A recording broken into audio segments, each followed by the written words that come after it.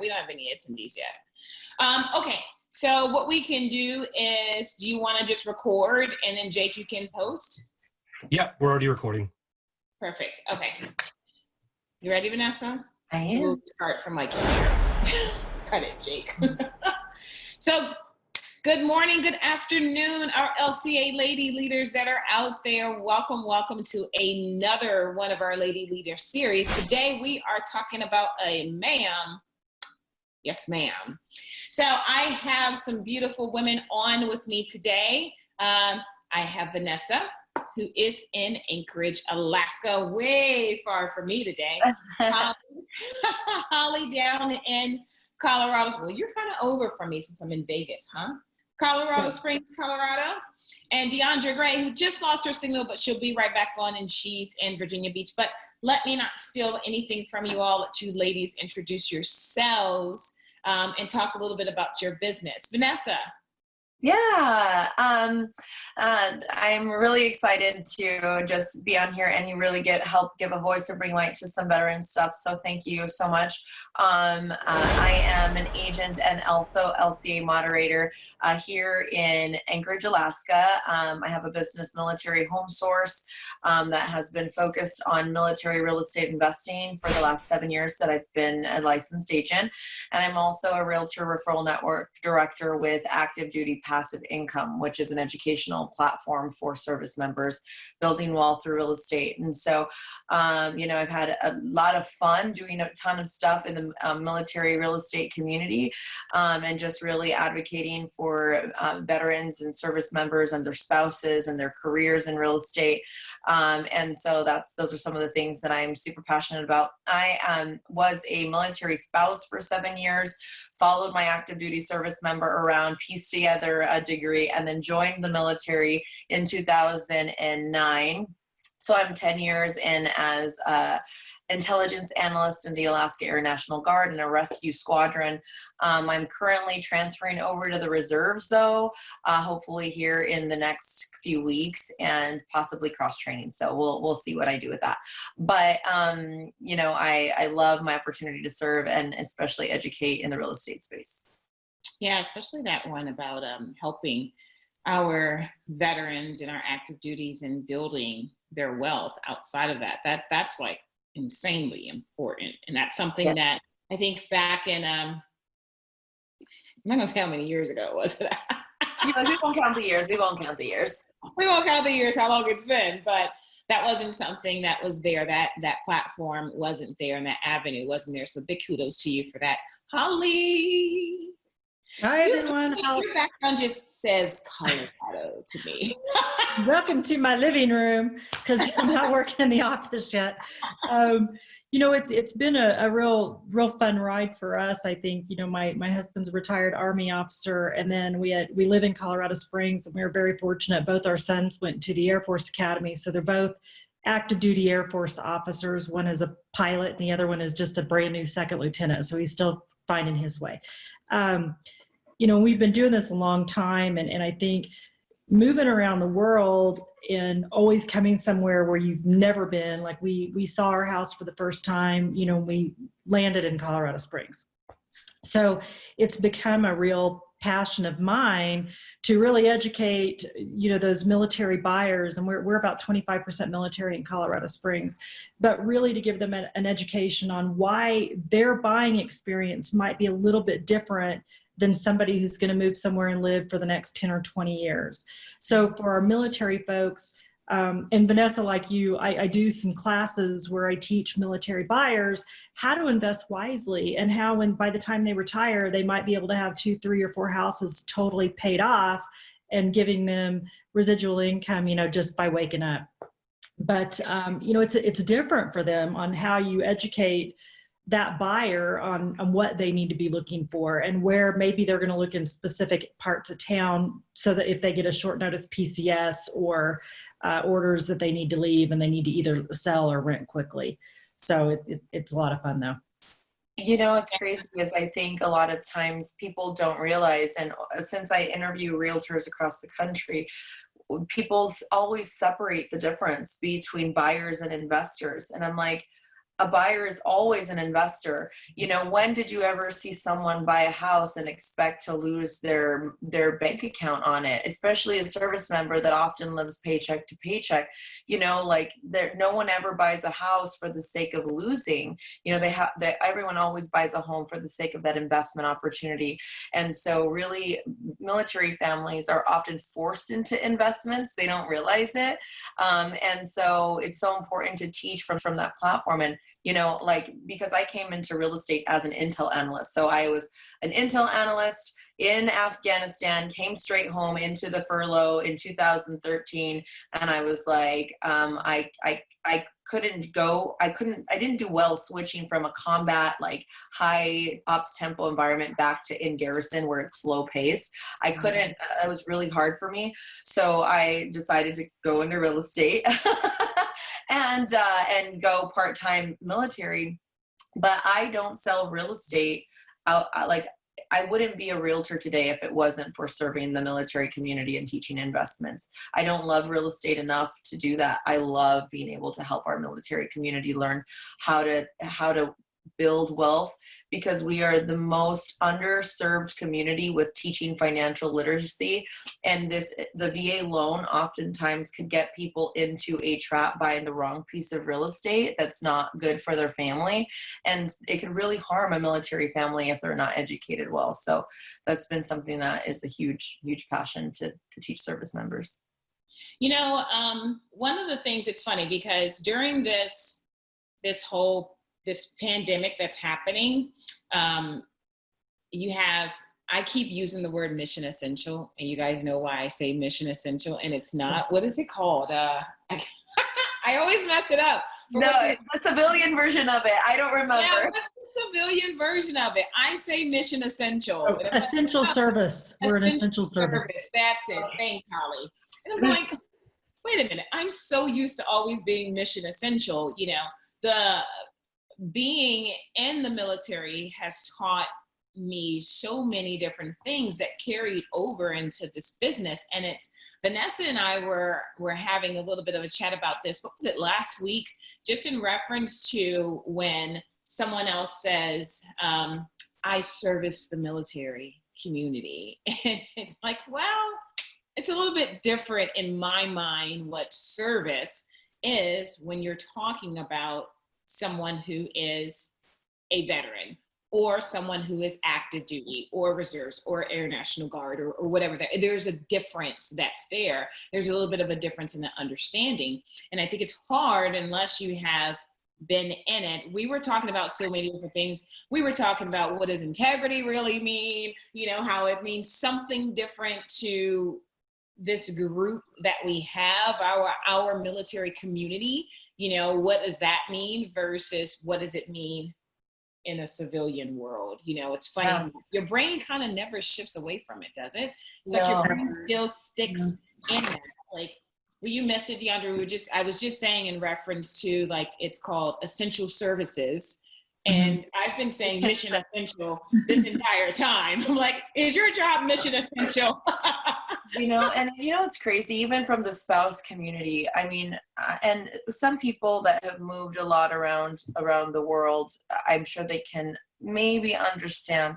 But like, as a military spouse, when you have to change your friends, change your sphere, change your network, you know, you really sacrifice your own ability to build your own career as a female, as a woman. And let's not mention, like, women are actually the fastest growing demographic of homelessness in the country, if you didn't know, because women often will sit in the back seat and allow their husbands to like build the career, so they don't have any social security to show for it. They don't have any retirement benefits to show for it. And then regardless, even if they stay married, divorced, but a lot of times men die before women. So you will get female elderly women that actually end up homeless. And so on the military spouse side of that, like, the military spouse has a very fragmented career being moved from duty station to duty station to duty station.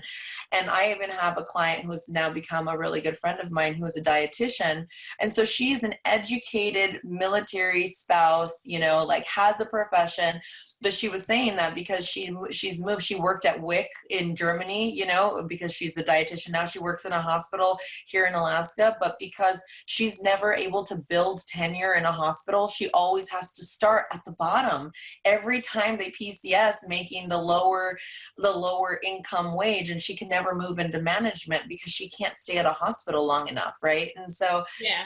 you know, in real estate, it's interesting because when we're helping these families, you know, and especially military spouse realtors, it's like we just have a different level of sacrifice and service that we innately have to surrender to support our families, to serve this country, you know, and people don't understand what that is like unless you've been in it. So let me ask you two. That. Oh, Yeah. I want to ask you two ladies on what Vanessa was saying, because you both are military spouses, and Holly, you're a military mom also. So what is that like for you all with being in this business? So in the real estate business, and having, I know Diondra, your spouse is in Hawaii, is that correct? He's in Hawaii, yes. He's in Hawaii, she's in Virginia. I mean, that's tough. Far. You know? Time, that's like 5 hours time difference. It's 6 hours. You're in daylight savings.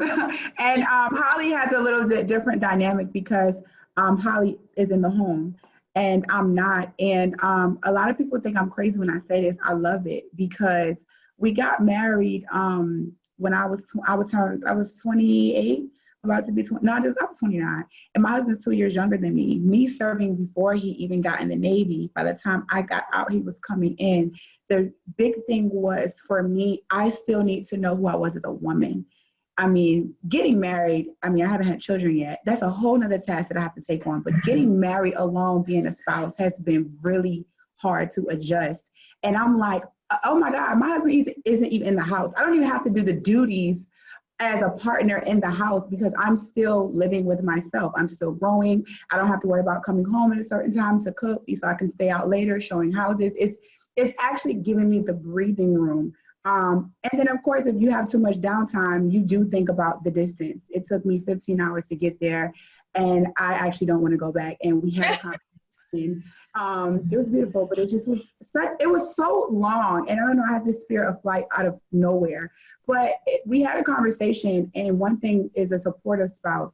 He was 100% okay being here and building, because one conversation I have with my clients, and I think that we should be having with each other, is which is going to be the most beneficial, because the Navy is going to move you wherever they think that you need to go. But the Navy cannot carry our legacy. The Navy cannot carry our finances with or without them. My business can literally carry us both. If you decide you're having a bad day and you're ready to get out, real estate is going to be the foundation of us being able to say, go ahead, do it. We got it. We got the money. We got the investments. We have the property. And that was a conversation. A lot of people don't want to hear that. But if we have to sacrifice, I mean, even children, I kind of want to get it out of the way. And my husband's like, I'm going to be an in-house parent. So we're going to have to wait, which means He's going to be the stay-at-home daddy. Yeah, and because I'm not doing stay-at-home mom thing at all. But at the same time, it's like there was a lot of sacrifices outside of just our business. I'm having to probably wait until I'm 31, 32 to start trying to start a family. And that really wasn't ideal for me when I had gotten married, but things changed. So it's a good thing, and it's a different dynamic. But when I'm dealing with people who are in real estate, one of the questions I always get is, what if my husband doesn't come? What if my wife doesn't come? And I have to change the dynamic of what you're buying now, because we're not buying for the family. Now we need to buy with in mind, in 3 to 5 years, if your spouse never comes and the kids never come, this is going to be a rental property. So it changes the dynamic completely of how we're purchasing. So those conversations are good.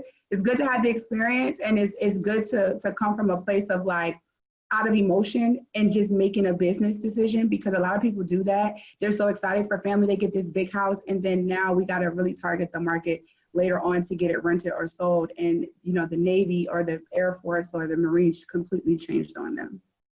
And Yeah. really, the vulnerability just really fast is that military members, because we're removed from our family of origin, we are so easily baited into buying emotionally because we just want a place to lay roots, so that people go chase granite countertops and they just want a place to call home because maybe they grew up with nothing, which is most of the demographic in the military, right? And so they'll buy things because they want a place to feel rooted and call home, and then they buy emotionally. It's absolutely true. Yeah, Holly, how is that? How is that? Oh, I'm sorry. I hate to interrupt, but it's finally giving me the prompt to be able to post to Facebook. Okay, just okay. I'll launch it now. I'm sorry. I'm not sorry. going to start over. I'm just going to keep going.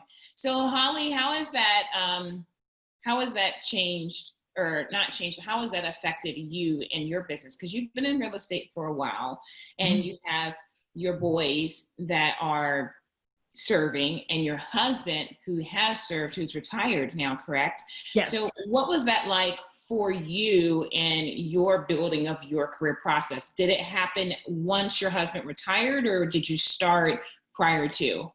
So it was kind of interesting. You know, my background is design and marketing. And so I kind of get into the business by like designing renovations and flipping houses, and becoming an investor, you know, really by moving and not selling a house. That was our first foray into investing. I actually think that my experience, like we've been stationed, I think I counted up 8 or 9 different places. I think we are up to house number 17 or 18. I've kind of lost count. But I think all those experiences help you along the way, and you learn something new. So were there times that, you know, business kind of came to a screeching halt? Absolutely. But, you know, like when we lived in Germany, I took that opportunity to put 32 stamps on my 4 kids' passports, you know, so you got to kind of ebb and flow. Make the most of it in the moment. Absolutely. Yeah. I will say, you know, being a military spouse for, you know, many years, lots of years.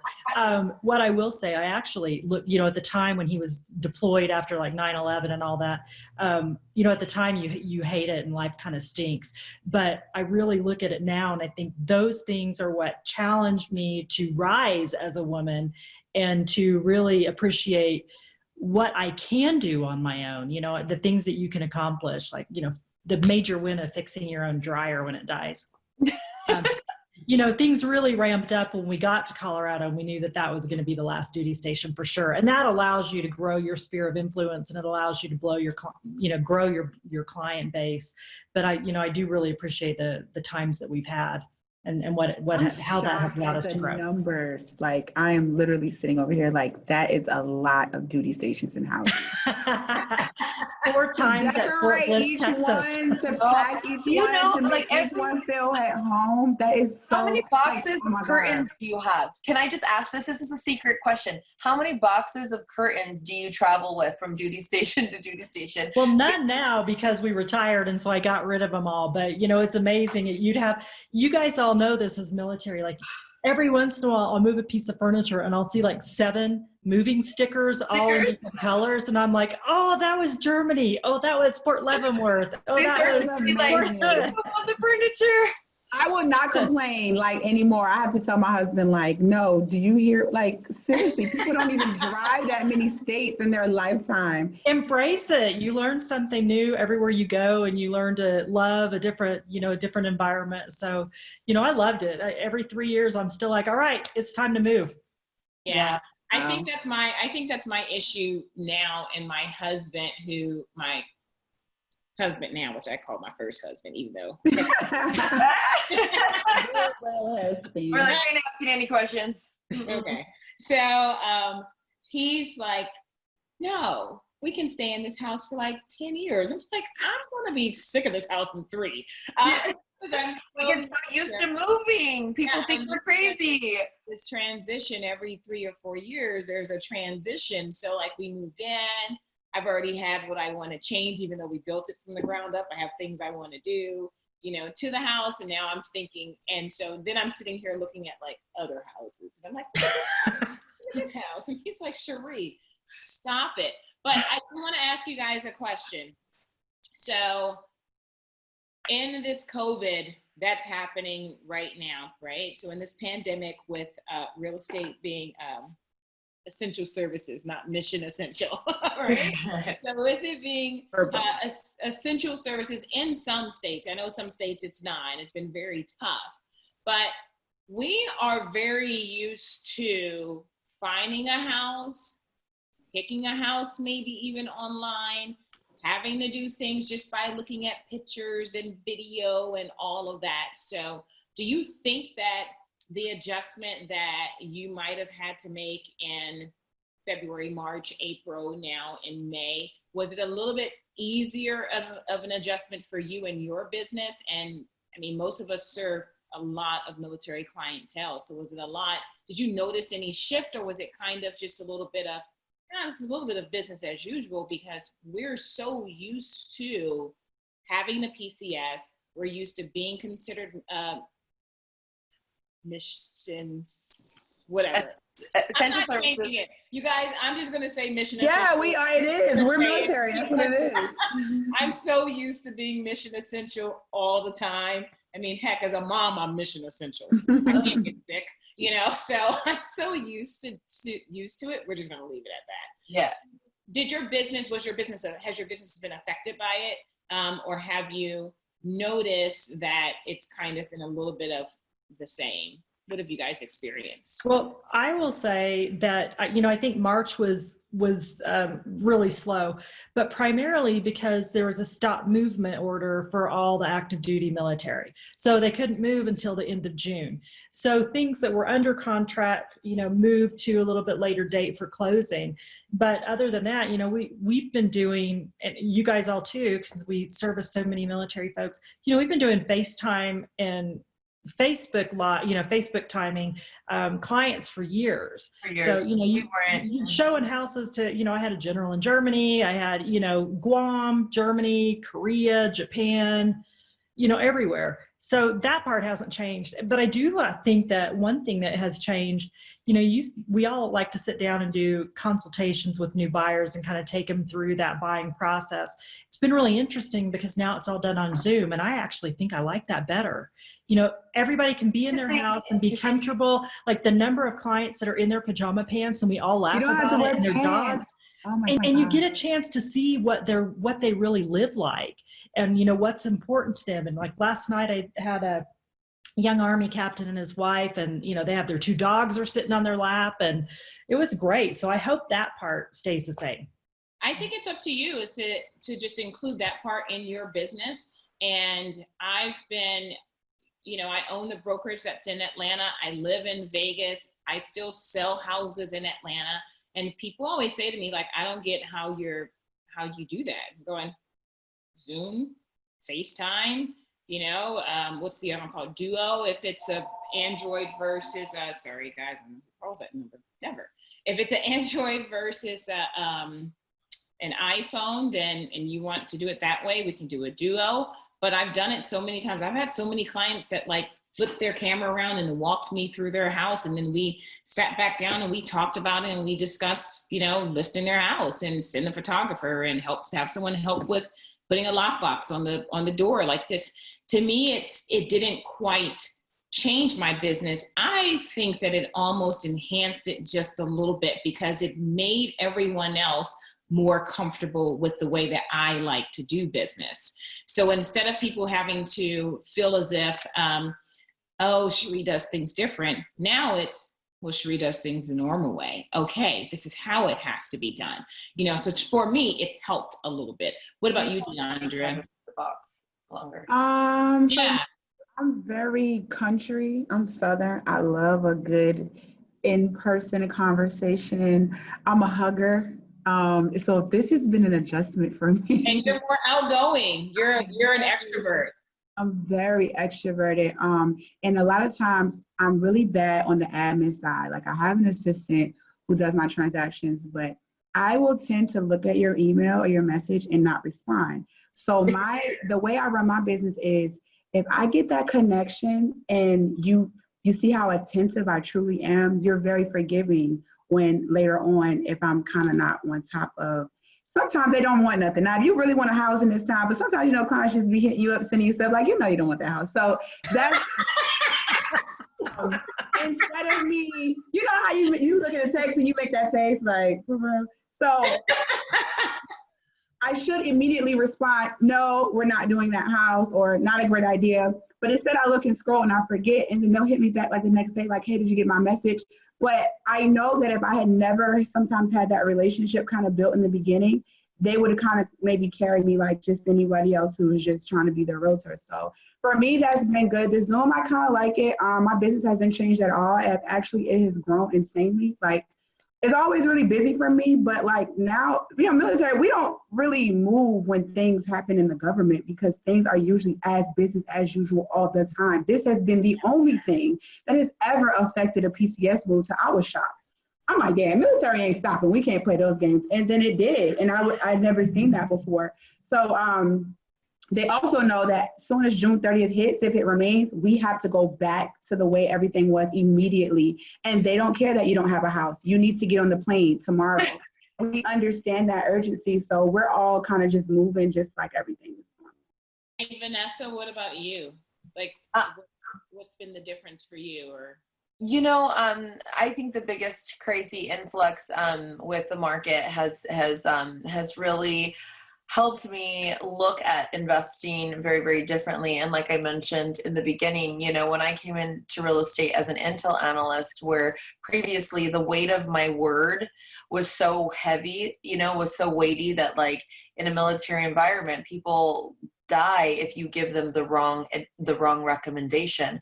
So translating that to real estate, the weight of my advice, the weight of my economic assessment, the way that I look analytically at the way that the market's moving, you know, and seeing something so unprecedented, I really had to like, well, I was busy doing other things because as a service member, I jumped into like community service opportunities because I always am like, let me be in the front lines of what's going on. But in my business front, I went into like, let's take a moment, let's consider all the long-term implications of this economic shift. Let's look at the long-term statistical trends. Where have we seen, you know, something where we can create predictions on what's going to happen in the market cycle, what's happening hyper locally. So I did, especially before COVID, you guys might have seen where we had that mortgage crisis that people seem to forget about because COVID happened. But when they dropped the interest rates and the mortgage industry got flooded more than it ever has in 20 years, they pushed, you know, the $2 trillion of all the refinances and all the refinances in 2 weeks. So that blew up. We broke the mortgage industry right before COVID, right? And so thank God for the mortgage brokers that COVID happened because everybody was on hold for them. But when I'm looking at having those two back-to-back very significant economic situations happen to the mortgage-backed securities, I, as somebody who guides people in investing, and I'm like, hold the phone. Unless you actually have to execute an offer right now, like, wait a minute, let's watch the moving pieces. Let's get a prediction realistically on how long this is going to last, how this is going to affect the economy. Because in Alaska, I bought in 2009 after the last crash, and we did not have a market dip. However, we also didn't lose Anchorage jobs. And in this crash, all of the Anchorage jobs were affected. So you know that we're going to have buyers leave the market because if they had this gap in employment, now they can't qualify for a loan in the next 6 months. So, but we also had this like real estate surge back, right? Where now we have like this inflated value back into the market when we're able to open doors again. So we have these things that are playing on the listing side. So when I give people advice like how to buy, all of those factors have to come into play, especially a service member who might have to leave the asset in 3 years. So I really took a different approach of like, hold on, like wait a minute, let's look at your long-term goals as well as how they fit in your short-term picture. But those that were like in the middle of their purchase, it was so funny. You will relate to this as a service member. My people that drove through the LCAN, because in Alaska sometimes they drive here, they had their dang, U-Haul, and they were like, the U-Haul places are closed. They parked it in my house. My clients parked their U-Haul at my house and they stored it on my property for like 4 days because it's military family, of course, park it at my house, But for them, they knew, like, Vanessa, should I close my loan in the middle of this crisis? And I'm like, well, are you going to hold this property for 10 years, 7 to 10 years? And they were like, yes. I'm like, sure. Then we're going to ride 2 cycles of real estate by then. You'll be fine. So, you know, you just have to I really carry the weight of a lot of that economic advice. So it did make me like take a step back and help people assess the situation a little more analytically. I got one thing that I was just thinking about, you know, I've had a couple of offers that we had to write where we were not selected, even though we were higher. Look at Vanessa. She's like, I already knew where you're going with this. Even though I believe we were higher, especially with the type of escalation clause that I put in there, because they were a VA loan. And they were looked at as if, because they're a VA loan and they're not putting any money down, they're not quite as qualified as those that might be putting money down. I also had one other one where this one was, it was a ground up build, and I had the hardest time trying to educate this builder's rep on on their VA loan, because the ground up build was $750,000. And she said, there's no way. VA will not allow it to go. Well, let me educate you about the amounts over and above. You're like, why do I have to be the asshole? Excuse me, that I have to act like a condescending person because you want to try to tell me that you know things you don't know. Don't be condescending, just get straight to it, sis. And this is what it is. But you know, the bad part about us being that way and why you become condescending, because if someone tries to fact check you, a lot of the stuff that we know is not in black and white. Right. Like, it's literally, they can't just go look it up. Well, it is if you read the reg. Like, no, I promise you, there's nowhere in the VA guidelines that said you can buy your second house in 6 months. I haven't been able to see it. Oh, right. There's the loopholes that you don't know. Right. But those are really important things for families who are doing 3 years. People aren't going to always stay in the house past that, you know, sometimes. So those that's when we look like we're condescending, because we're like, no, listen, like, we're trying to tell you and really educate you so you can help someone else and actually have more business, because we should be a partnership. But it more so comes off like we're snappy and we're crazy and we work with the helpless broke people or something. Yeah, that's the thing that bothers me so much, because I just look at myself. You know, I served my country. Once I was done serving my country, I was a spouse who had to worry about whether or not her husband was coming home every day, because when 9/11 happened, I don't think you were in the Springs during that time, Holly, but I remember getting the phone call when I was pregnant, 9 months pregnant, you know, and 9/11 hit. My baby's born on September the 15th. So that's how close to 9/11. I had to deliver in a military hospital where no one can come see me because of what happened during 9/11. But I had that where I was on the spousal committee where I had to go, and I knew the doors that were about to get knocked on with the $8,000 check. You know, it's this service that has been paid that you didn't step up to do, or you don't understand the shoes that we've had to walk in as to why we have the privilege of having this loan that's there to where we don't have to put any money down. I've paid a hell of a price already that you can't count with $20,000 with the debt that I've paid to this country in order for everyone to walk around free. And it really bugs the mess out of me when I have a listing agent on the other side who looks as if my client is less than because they are using their right to that VA loan, which they've served in order to get. Go ahead, Vanessa. I'll let you. What's crazy is that right now in our market, your VA buyer is the one you're wishing for because they're the ones that ain't losing their job. So, you know, Exactly. if you've got a VA offer, you better take that and run with it because you will I promise you they will close in 45 days, you know, if they're especially an active service member.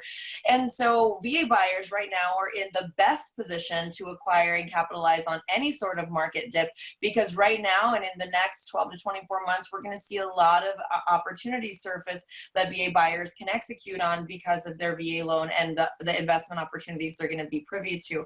And, you know, it's just interesting because where people get these misconceptions, and I want to clear this up really fast, is that it's not the VA loan, it's the lender. So like when they have the wrong lender and they're being maxed out on the 1% loan origination fee, and then all the other fees have to get shifted to the seller side, so it adds up a couple, you know, $100 to $1,000 of extra seller fees. It's because the lender that they were using before, or like any sort of retail lender, was charging the max amount of VA fees that can be charged. And so a lot of times when people are working with VA buyers, if you use a lender that is not charging a bunch of junk fees, then the on paper net sheet equivalent to a seller is actually equal or better. Sometimes I'll have a listing agent push back a deal and they say, oh, we have to pay the lender doc prep fee because it's a VA loan. No, you don't. Like, you know, or we have to split the title escrow fee because it's a VA loan. No, you don't. I can, because my lender actually doesn't charge any junk fees. My buyer can be more competitive and they can pay their own lender doc prep fee and they can pay their own title. So I can give you a more competitive offer with a VA loan because the lender I'm using is not stretching the limits of the cost of the VA loan, right? So the VA loan does have some restrictions, but if you're using the right lender, you know, to fit that specific buyer's needs in that competitive market, that's when you need those lenders. So, you know, I always tell people when you're using the out-of-the-box retail lenders, that's where people get the wrong message about the VA loan, is because some listing agent who's not familiar with the VA once upon a time gets a USAA loan or another retail bank loan, and they're maxed out on 1% loan origination fees. So then they push seller costs, you know, buyer costs onto the seller side, and they're like, oh, well, the VA loan is just not going to net out. No, has nothing to do with the VA loan, has to do with the lender. And you know, a lot of these banks that want to brand military, that serve a lot of our military community, they don't always have the best package mortgage for the service member. And so that's what gives the VA loan a bad name, is that all the different lender guidelines and restrictions and fees get mixed up in the VA guideline and get served on a platter to a listing agent, and now they're like, the VA loan is bad, right? So it's these one-off circumstances. Or sometimes I'll get people that kick off veterans based on, oh, the appraisers for VA, you know, VA loans are, you know, and you, Holly, I'm sure you can speak to this, buying more distressed fixer-upper houses. They're like, you can't buy that on a VA loan. Yes, you can. I can buy a foreclosure on a VA loan. I can buy a distressed property on a VA loan. There's certain minimum standards, but there's a lot of leeway, and appraisers aren't as crazy that people think. You just have the one crazy appraiser in your market, and then it all gets a bad rap. Well, and the other thing too, with kind of going into the distressed properties with VA, this program, you know, comes and goes every few years, but they do have the VA renovation loan right now. So you can encourage those guys, you know, your military buyers, to maybe look at a little bit more distressed property where they can get up to $35,000 on top of that mortgage to do those renovations and really put some good equity, you know, into that property. The other thing though about VA, sometimes I think with the listing agents, they don't see the whole package, because you could have a really highly qualified VA buyer who has my young captain last night with the dogs. They have $50,000 to put down in cash, but they don't need to because it's VA. And so it's between that, their awesome local lender, who I prefer, you know, and the buyer to decide what is in the best interest of that buyer. But you know, I've started calling picking up the phone to the listing agent, and which we all should do anyway, and say, listen, you're not getting the whole picture. They really do have quite a bit in savings. You know, if we need to put a appraisal clause in, we can, but this is the best program, you know, for our veterans. So we're in very different markets because I can't tell you the last time I had a 45-day closing. I close in 8 days, 11 days, 12 days. If it's over 18 days, I am irritated. And I think that crazy. You know, our appraisal process in Alaska is 12 to 21 days. I'm gonna tell you a little tea. Okay, so the thing is, when we're dealing with military, you have people who, and we're on ships, so it's a little different from the Air Force because you guys do deployments, but a lot of us are on ships. Right now, ships are out to sea, all of them left, and they cannot come back until COVID has cleared for at least 30 days. It doesn't matter if you're on deployment. Some of them are past their deployment time. They're pushing 11 months out to sea. So if you will have to wait for 2 weeks and you come right back, these people don't know when they're going to buy. Sometimes in the regular time, they're going to come in PCS and they need a house soon, or they're going to have to be in a hotel. And we know, because I went from E1 to E5, but those first 4 years, I was so broke. Oh my goodness. So the idea of even thinking they can afford to live in a hotel, go back to my broke sailor days when I used to use the gas card trick. You put the card in, get $1, fill the tank up, and then it'll pull out for 2 days. I have to think back to those moments. I know y'all have all been there. We've all been there.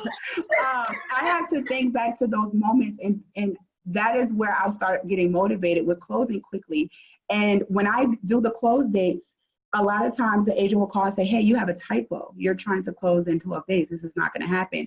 And I try to catch them early and explain, and without being in that and saying, hey, I'm sending you an offer. Yes, it's a 2-week closing. This is how I'm going to do it. My home inspection date is already ready for you, just waiting for ratification.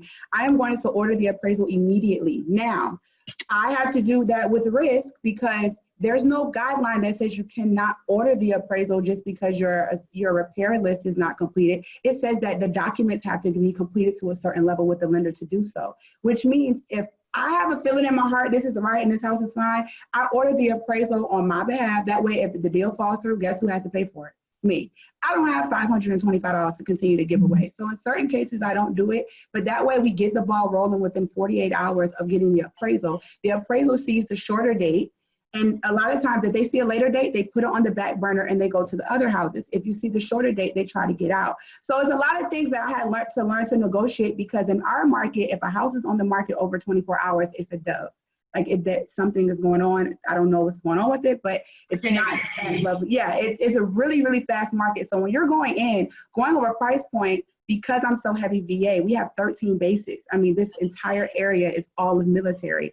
You going above is really not going to make an investor or a seller happy, because they understand if that VA appraisal comes back low, in case, it doesn't matter what you feel, you have to come down. So now it boils down to closing cost and closing date, because guess what? If I'm doing that home inspection in 2 days, you're going to know if I'm out of your hair or not in 2 days, and you haven't wasted market time. And then also, if we know that we're going to close in 2 weeks, there's literally 90% of agents here think I'm psycho and I'm a millennial. So I've actually had offers denied because the closing date was too short, and it freaked them out. But a lot of times, if I know I can get this off my hand in 2 weeks, I'm like, they're thinking about the interest they're probably going to have to pay on this investment loan. They're thinking about transition to their next house. So being in those different markets, I've had to educate agents completely different on my end. And I had $300 EMDs. I mean, people think I'm crazy. You would think I literally am working with the bottom of the bottom based off of that. But I have to call and say, hey, we have to pay for an appraisal. We have to break a lease. We have a moving truck. Having those conversations. Playing the military, I call it military violin. I'm really good at playing the military. It's the reason why when we say, because there's a ton of moving parts. Yeah, but when I used to come in and say, I'm the better agent because I've served and I've gotten it, or if you're a spouse, kind of like on Holly's level, people feel offended by that. But I say it with a lot of pride because I do understand. And that I know I have to call. It's my job. That's why you should hire me. I'm going to call the agent and give them your whole scenario. I mean, a lot of us don't have savings. TSP's tapped. And I let them understand if you're dealing with even a conventional FHA, IRAs are looking crazy. Getting those extra funds, everything is tight. VA is the most comfortable, safe loan, you know, at this point. Yeah, so that's something that I think that we obviously all do well is advocate. And as much as we may get frustrated by it, it's just something I've just gotten used to the point I put out a video, it's going viral, and I send it to agents. Soon I educate who I can and lenders throughout the country. My clients, I'm like, put your lender on the phone. How you doing? Let's work as a team. Let me teach you something. Let's be open, because there's so many people who do not understand this loan, from the buyers who are actually, VA. I didn't know the VA loan until I became a realtor and a lender taught me. I thought I had to wait until I got out of the Navy to use it. That's how much I was not educated. So we definitely have to keep up on that and just wear it on our backs with a wave a flag, and, you know, every once in a while take a shot. I think that it's something, because if I take a step back and, you know, and I understand my own story and what serving has done and what being a spouse has done, and the moving and what it's done for me and how it translates into this business for myself. But I really am enjoying so much listening to the three of you and how it also has shifted your business and the things that you have to do and the phone calls that you have to make. And they're the same exact ones that I have to do. But it's what we've learned, you know, over the course of this duty that we've performed, and some of you two are still performing it. You know, Diondra and Vanessa, well, no, Holly, you're still performing it because your kids are still I'm all goes away. Forever. But it's something when you sit back and you take a look and you understand, like, how COVID happens, how the all the orders are halted, how different things are thrown at us, and we do this. You know, these are our adjustments. These are our adjustments that we make. And the reason why we make those adjustments, because we've always been mission essential. Always. And you know what's so crazy is that sometimes, and I know we're in the main lab codes page, so this is not intended to be like exclude anybody, but when I have a civilian realtor that wants to help a service member, if like just some of the things that Diondra was describing, it's very hard to explain to a civilian realtor those like intuitive, it's almost like saying, like, how does a mom know when her baby's hungry when they cry, right? Like they just know, right? So a lot of those things that you've said, the way that you react and how you try to cover, it's because you know the way the military moves. And so it is very hard to then reiterate that maybe to a realtor who can't even create the puzzle piece on the back end, right? So sometimes, you know, that does become a little bit of a gap when a civilian agent is serving the military in that community, because I have a lot of civilian friends, realtors that are in Virginia Beach that really serve a lot of military clients because just the nature of being in that market.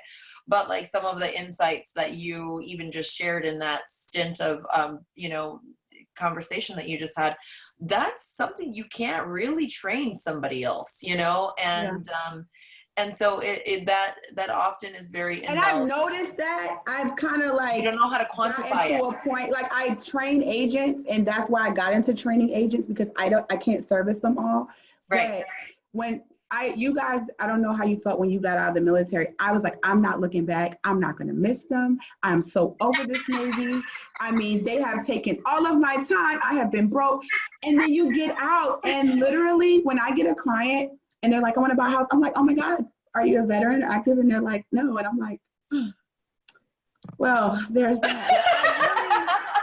I'm the same way. Attachment, you know, because I just have such a relationship with military. I don't miss it to go back, but they're like blood to us because we all get it. So when I'm trying to train agents, I feel like civilian agents as well who say I serve military the same way I should understand FHA loans, because I ain't gonna lie, I don't, for real. The same way, that's not an excuse, is because I'm fluent in VA and primarily. My client deserves for me to be educated at the highest level in that. And I share that with agents when they say, Well, it's like, no, that's not an excuse. And it's even worse because military, we're used to sign here, sign here, sign here, don't ask no questions, keep it moving. I mean, when you're dealing with And other that's the problem, because then they don't ask they questions. don't ask questions. I didn't ask questions. I'm like, when does the first check come in? When am I getting keys? How am I getting paid? And then that was just kind of it. So because we're so used to that, like they're like, here's your house. It's called military housing, and we take your paycheck. Don't ask any questions. But I mean, before you even get to housing, just in general, to get into the military and just signing things, I mean, you really don't, it's too, even orders. I know 3 things on the order. It's my social, the name, and where am I going? Like, I don't look past anything else. It's not just that. Like, an order it's very long and it's detailed. It's so many pages. Right? Are you the detail person? Do you read? Because a lot of spouses actually read all the orders, and I love in the spouse pages, they know all the stuff.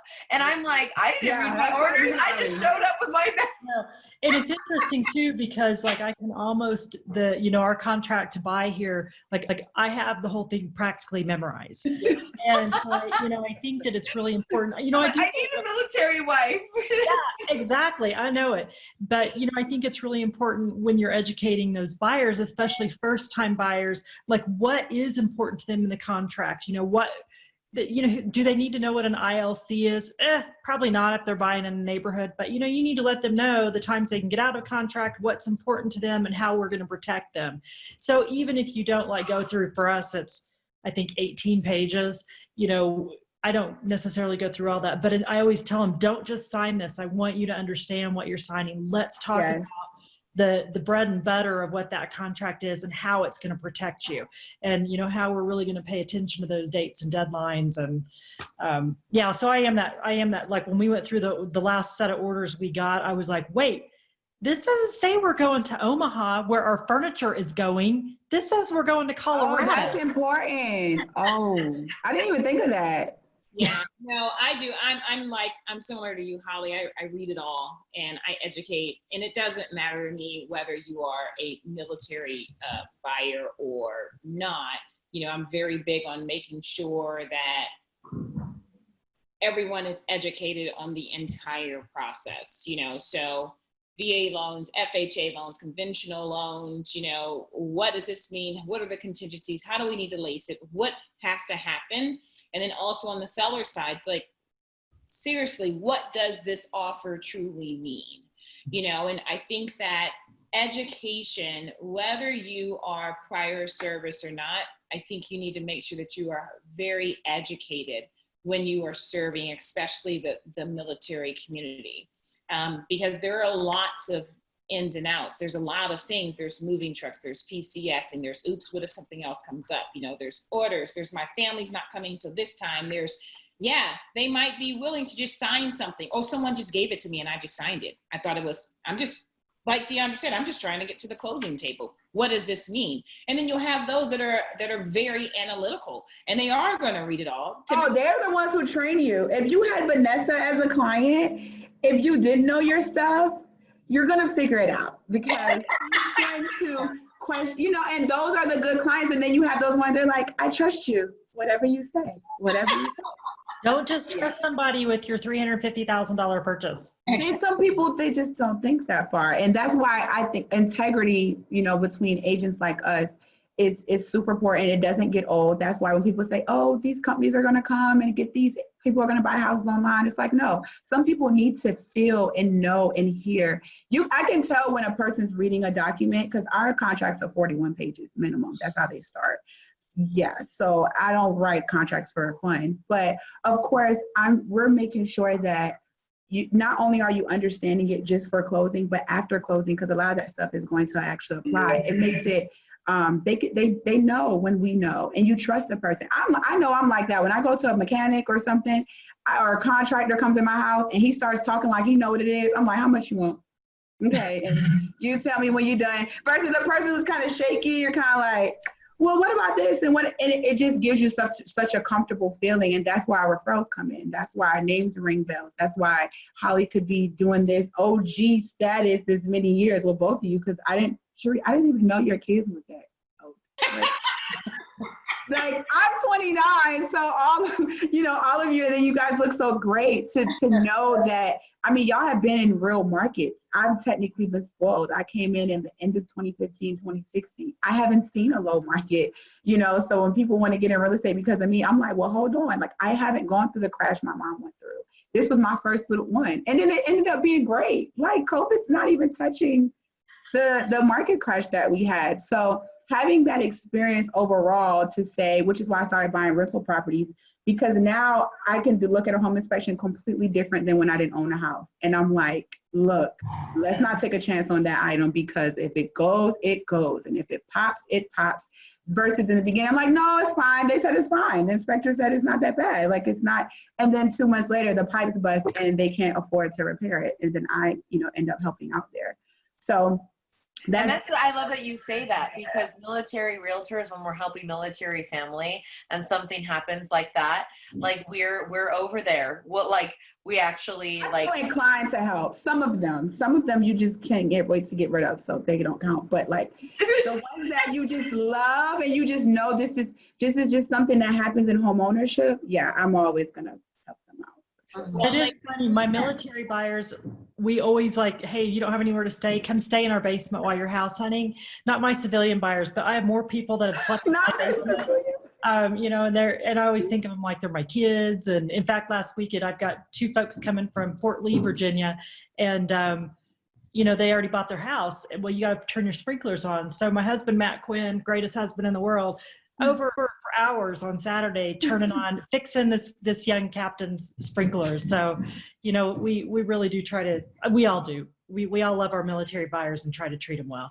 Well, ladies, we are out of time, and I have thoroughly enjoyed this, especially with connecting with you all and having this conversation. And for all of you guys out there in our LCA land, I hope that you've taken some tidbits and just gained a little bit of clarity, if you didn't already have it, on working with the military. And for those of you all in LCA land who is a part of our community, especially you women, we enjoy having you all in our sisterhood. So thank you, my beautiful ladies. Thank you so much for spending time today. And we love you guys in LCA land. Have a fantastic day.